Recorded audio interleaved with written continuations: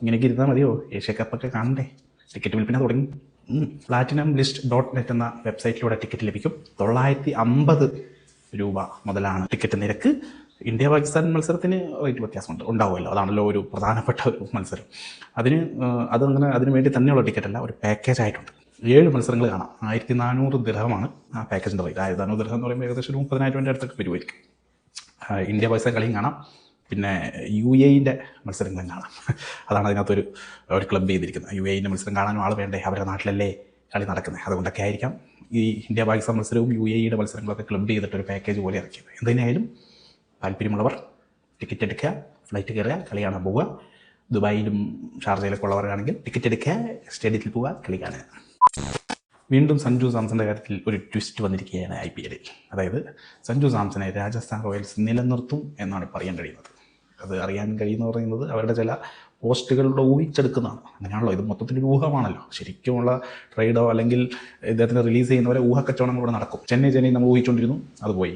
കൊൽക്കത്ത നമ്മൾ ഊഹിച്ചുകൊണ്ടിരുന്നു, അത് പോയി. ഇപ്പോൾ രാജസ്ഥാൻ റോയൽസ് സഞ്ജുവിനെ ക്യാപ്റ്റനാക്കി തന്നെ അവിടെ നിലനിർത്താൻ പോവുകയാണ് എന്ന് അവരുടെ തന്നെ ഒരു പോസ്റ്റ്. അതായത് ഇൻസ്റ്റാഗ്രാമിലൂടെ അവർ പങ്കുവച്ചിരിക്കുന്ന ഒരു വീഡിയോയിൽ സഞ്ജു സാംസൺ ക്യാപ്റ്റൻ എന്ന് ബ്രാക്കറ്റിലിട്ടിരിക്കുകയാണ്. കുറേ പടക്കം പൊട്ടുന്നതും സ്റ്റാറിൻ്റെയൊക്കെ ഇമോജീസും ഉണ്ട്. അതിലൂടെ നമ്മൾ എന്താണ് മനസ്സിലാക്കേണ്ടത്? അടുത്ത സീസണിലും സഞ്ജു സാംസൺ തന്നെയായിരിക്കും രാജസ്ഥാൻ റോയൽസിൻ്റെ ക്യാപ്റ്റൻ. ഇനി ഇതിനെന്തെങ്കിലും മാറ്റം ഉണ്ടെങ്കിൽ അടുത്ത വീഡിയോയിൽ പറയാം കേട്ടോ. അല്ല, ഇപ്പം എന്താ ചെയ്യുക? വെറുതെ ബാഗെല്ലാം ബാക്ക് ചെയ്യിപ്പിച്ചല്ലോ BCCI. എന്തോ പരിപാടി അത്.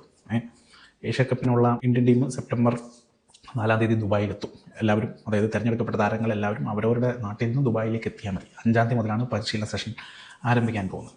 അപ്പോൾ ആദ്യത്തെ ഒരു നിർദ്ദേശപ്രകാരം 15-അംഗ ടീമും 5 റിസർവ് താരങ്ങളുണ്ടല്ലോ, അവരും പോകുമെന്നായിരുന്നു. പക്ഷേ ഇപ്പോൾ അവസാന നിമിഷത്തിൽ BCCI അറിയിച്ചിരിക്കുന്നത് ഈ 5 റിസർവ് താരങ്ങൾ ഇപ്പോൾ തിരക്ക് പിടിച്ച് ദുബായിക്ക് പോകേണ്ട കാര്യമില്ല, ആവശ്യമെങ്കിൽ വിളിപ്പിക്കും.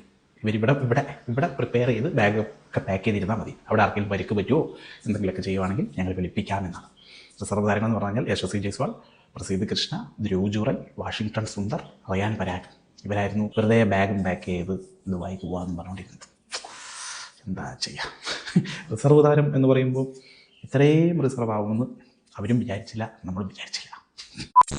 മിക്കവാറും ഇപ്രാവശ്യത്തെ ഏഷ്യ കപ്പിൽ ഇന്ത്യയുടെ കളി കാണാൻ ഒരു ഐശ്വര്യമായിരിക്കും. കാരണം എന്താണെന്ന് വെച്ച് കഴിഞ്ഞാൽ പ്രത്യേകിച്ച് പരസ്യങ്ങളൊന്നും ഇല്ലാത്ത Dream11, ബൈജൂസ്, സഹാറ, ഇങ്ങനെയൊക്കെ, അതായത് ഈ ഫ്രണ്ടിൽ തന്നെ ഇന്ത്യ എന്ന് എഴുതേണ്ട സ്ഥലത്ത് ഇങ്ങനെയൊക്കെ എഴുതി അരോചകമാക്കുന്ന ആ ഒരു സീനൊന്നും ഇല്ലാതെ കളിക്കാൻ ഇറങ്ങുന്നത് നമുക്ക് കാണാൻ സാധിക്കുമെന്നാണ് ഇതുവരെ അറിയാൻ കഴിയുന്നത്. കാരണം നിലവിലുള്ള സ്പോൺസർമാരായ Dream11 ഒഴിവാക്കിയല്ലോ. പുതിയൊരു സ്പോൺസർഷിപ്പ് ആളുകൾ വരുന്നുണ്ടെങ്കിലും ഒരു ഫൈനലൈസ് ചെയ്തിട്ടില്ല. ഇനിയിപ്പോൾ ഈ ഷോർട്ട് പീരീഡിൽ ഒരു പുതിയ സ്പോൺസർ വരികയും ജേഴ്സി അടിച്ച് ഇറക്കലും ഒക്കെ പോസിബിളാണെന്ന് തോന്നുന്നില്ല. അങ്ങനെയാണെങ്കിൽ ഇവിടെ ഇന്ത്യ എന്നൊക്കെ എഴുതിയിട്ടുള്ള ഇന്ത്യൻ ടീമിനെ ഏഷ്യ കപ്പിൽ കളിക്കുന്നത് കാണാൻ സാധിക്കും. 2008 IPL കന്നി സീസണിൽ അടി കൊണ്ട് കരഞ്ഞു നിൽക്കുന്ന ശ്രീശാന്തിൻ്റെ മുഖം ഇപ്പോഴും നമ്മൾ മറന്നിട്ടില്ല അല്ലേ? എന്താ സംഭവിച്ചത്, എങ്ങനെയാണ് ഇത് എന്നൊന്നും നമുക്ക് മനസ്സിലായില്ല. അടികിട്ടി കരയുന്ന സീൻ മാത്രമേ നമ്മൾ കണ്ടിരുന്നുള്ളൂ. എന്നാൽ 17 വർഷങ്ങൾക്ക് ശേഷം ആ അടിക്കുന്ന വീഡിയോ പുറത്ത് വന്നിരിക്കുകയാണ്. പുറത്ത് വിട്ടിരിക്കുന്നത് മുൻ IPL ചെയർമാൻ ലളിത് മോഡിയാണ്. ലളിത് മോഡിയാണ് ആക്ച്വലി IPL കണ്ടുപിടിച്ച ആൾ തന്നെ, ഫൗണ്ടർ എന്നൊക്കെ വേണമെങ്കിൽ പറയാം. പക്ഷേ പിന്നീട് പല തിരിമറികളിലൊക്കെ കാരണം അദ്ദേഹത്തിന് ഈ നാടുവിടേണ്ടി വന്നു. അതൊക്കെ അറിയാവുന്ന കേസാണല്ലോ. എന്തുതന്നെയായാലും 2008 മുംബൈ ഇന്ത്യൻസ് താരമായ ഹർഭജൻ സിംഗും പഞ്ചാബ് താരമായ ശ്രീശാന്തിനെ അടിക്കുന്ന സീനാണ്. കളി കഴിഞ്ഞ് ഈ ഷെയ്ക്ക് ഹാൻഡ് നടക്കുന്ന സമയത്താണ് ഹർഭജൻ വന്നിട്ട് ഈ കൈൻ്റെ ബാക്ക് കൊണ്ട് ശ്രീശാന്തിനെ ഇടിക്കുന്നത്. അതിനുശേഷം വീണ്ടും കറങ്ങി വന്ന് എന്തൊക്കെയോ ചീത്ത വിളിക്കുന്നതും ആ വീഡിയോയിൽ കാണാം. എന്താണ് ഇതിൻ്റെ കാരണമെന്ന് ഇപ്പോഴും വ്യക്തമല്ല. സ്വാഭാവികമായിട്ടും കളിക്കിടയിൽ നടന്ന എന്തോ ഒരു ഇഷ്യൂ ആണ്. ശ്രീശാന്ത് ആ സമയത്ത് കുറച്ചൊരു അഗ്രസീവ് പ്ലെയർ ആയിരുന്നല്ലോ, വെറുതെ ചീത്ത വിളിക്കുക, കോപ്രായം കാണിക്കുക, അങ്ങനത്തെ ഇടപാടുകൾ ഉണ്ടായിരുന്നല്ലോ.